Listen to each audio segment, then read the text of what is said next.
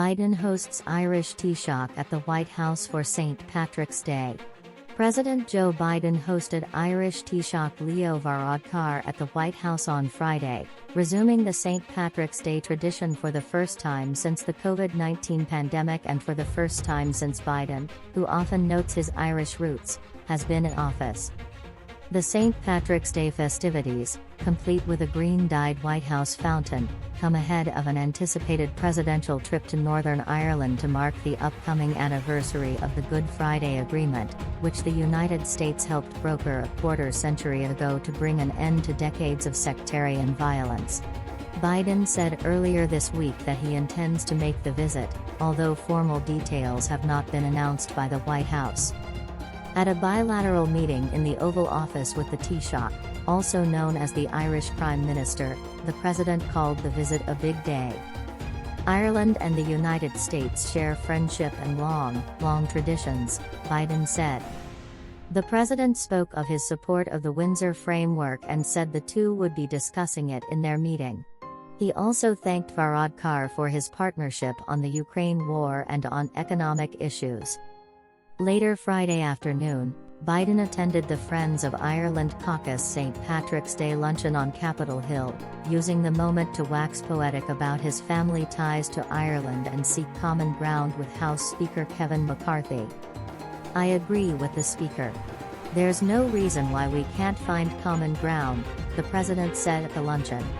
"There's no reason why we can't hope to change this direction of extremes, both parties are pushing. I think it's really important, and that is the power of friendship. I think it's a power of strength of our partnership if we work at it, and simply put, I think it's the Irish of it."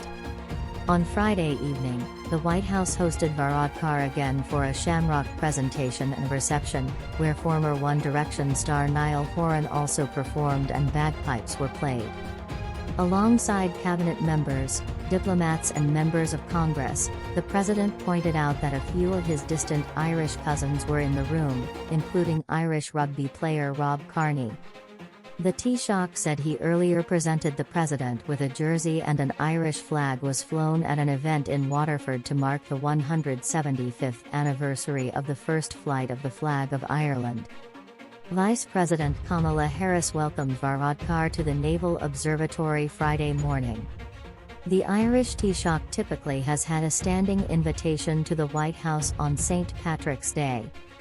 Biden and former Irish Taoiseach Micheál Martin met virtually for their annual St. Patrick's Day gathering in 2021 due to the coronavirus pandemic. And last year, Martin tested positive for COVID-19 while attending a gala in Washington at which Biden spoke the night before the scheduled White House St. Patrick's Day festivities. A presidential visit to Northern Ireland to mark the 25th anniversary of the landmark Good Friday Accord has long been the subject of speculation. The last U.S. president to visit Belfast was Barack Obama in 2013. In the bilateral meeting on Friday, Biden did not mention his upcoming trip. But after Varadkar said the two leaders would be discussing the plans for the trips, Biden replied, "I look forward to that as well." For Biden, a visit to Ireland will mark a symbolic return for a president who frequently makes reference to his Irish roots, sometimes quoting lines of verse from William Butler Yeats or Seamus Heaney in his speeches.